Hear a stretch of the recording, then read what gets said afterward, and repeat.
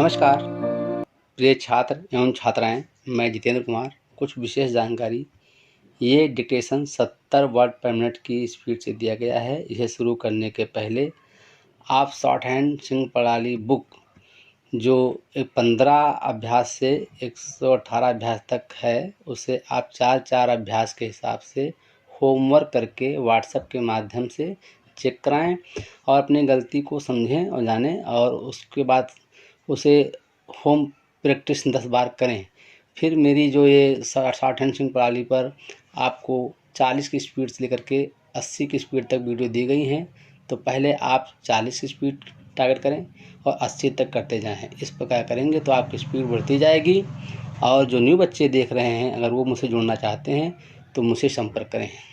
जो contact number इस पर दिया गया है। धन्यवाद। Ready, start. मैंने आपसे कहा था कि आजकल हिंदुस्तान के लोगों के लिए कोई उद्यम नहीं है। यह ठीक है कि सैकड़ों मनुष्य देश विदेश नौकरी की खोज में मारे मारे फिरते हैं। यद्यपि सबके लिए काम मिलना मुश्किल है तथा प्रत्येक मनुष्य इस बात की कोशिश करता है कि पैसा पैदा कर बाल बच्चों का पालन पोषण करें। सरकार ने अपना व्यय कम करने के लिए बहुत सी नौकरियां कम कर दी हैं, जिसके कारण लोगों के लिए पैसा मुश्किल हो गया है। पढ़े लिखे मनुष्य भी दुख में हैं। केवल उनसे लिखने पढ़ने के काम के सिवाय और कोई काम नहीं हो सकता। जिस काम में हाथ पैर मेहनत है, उस काम को वो बुरा समझते हैं। व्यापार का कोई ठिकाना नहीं। दुकानदार हाथ पर हाथ धरे बैठे रहते हैं। जब लोगों के पास खाने के लिए पैसा नहीं है तो आराम की वस्तु कहाँ से मोल लें। संसार की कपास के 4 मुख्य भेद हैं। एक कपास वो है जिसके पौधे की डाली नर्म होती है। यह चीन में पैदा होती है। अरब, ईरान, मिस्र और सीरिया में भी उसी प्रकार की कपास होती है। उसके पौधे की ऊंचाई साधारणतः 6 फुट होती है, परंतु कहीं कहीं उत्तम जलवायु के कारण 9 फुट तक भी पहुंच जाती है। दूसरे प्रकार की कपास अमेरिका में होती है। वहाँ के पेड़ की ऊंचाई 12 से 15 फुट तक होती है और उसकी शाखा सूखी लकड़ी के समान कड़ी रहती है। वहाँ की कपासों में ब्राज़ील देश की कपास श्रेष्ठ मानी जाती है। ये कपास जितनी अधिक उजली होती है, उतनी ही नरम भी होती है। उससे महीन सूत सरलता से काता जा सकता है। इस वर्ष हाई स्कूल परीक्षा का परिणाम अच्छा नहीं रहा। हींग ऐसी वस्तु है जो पेट की पीड़ा के लिए लाभदायक है। हामिद हुसैन को हॉकी खेलने की बड़ी अभिलाषा है। उसको सहारा देकर रथ पर बैठा दो। हरीश बाबू ने हाँफते हुए हाल के अंदर प्रवेश किया। हीरा लाल की दुकान से हिना का इत्र ले आओ। महारानी जी प्रातःकाल उठकर टहलने जाती है। फूल की सुगंध से चित्त प्रसन्न रहता है। शहर हुगली भागीरथी नदी के तट पर बसा हुआ है। गर्मी में देहात में गेहूँ सस्ता मिलता है। इस वर्ष आर्य समाज का महासम्मेलन मेरठ में हुआ।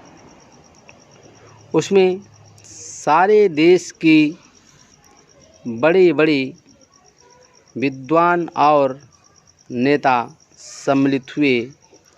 यह एक बड़ी विचित्र बात थी कि आर्य समाज की स्थापना करने वाले महर्षि दयानंद जी की निधन तिथि भी ठीक दिवाली के ही दिन आई, जबकि महासम्मेलन भी हो रहा था। अतः सारे सम्मेलन ने उस दिन अपने परम पूज्य ऋषि दयानंद जी को मौन होकर श्रद्धांजलि समर्पित की। सम्मेलन में वेदों की महान विद्वान आचार्य विदेह ने सब लोगों के सामने वेद प्रचार की योजना रखते हुए इस आवश्यकता पर जोर दिया कि प्रत्येक आर्य को यह अवश्य करना चाहिए।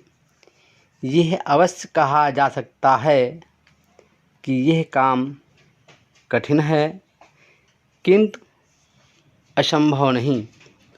आशा है कि आर्य भाई वेदों के संदेश को शहर शहर और गांव-गांव ही नहीं, सागर के उस पार देश विदेश में भी फैलाएंगे और ऋषि दयानंद जी की अभिलाषा पूरी करेंगे।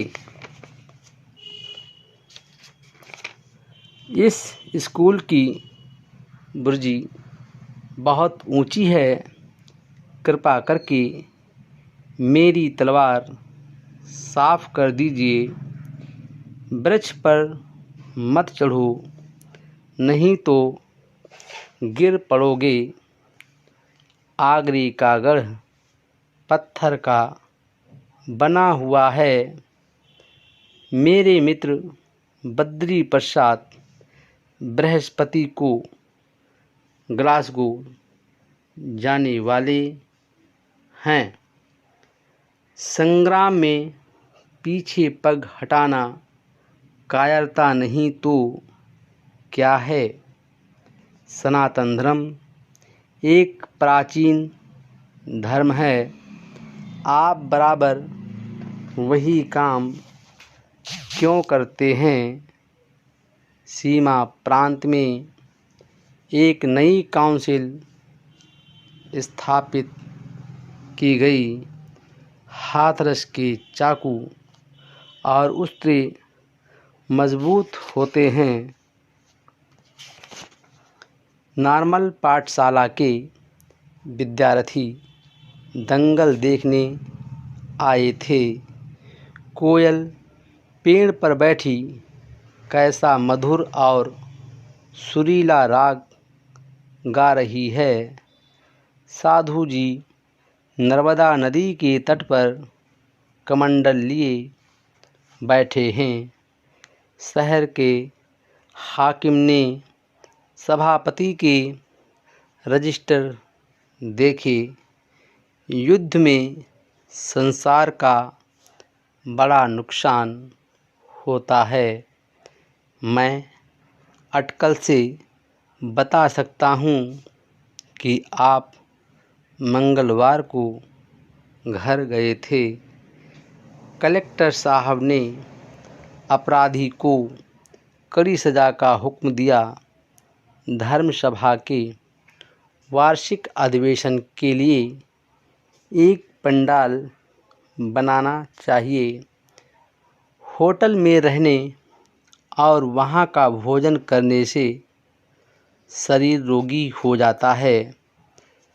संसार के अन्य देशों ने व्यापार ही के कारण उन्नति की है।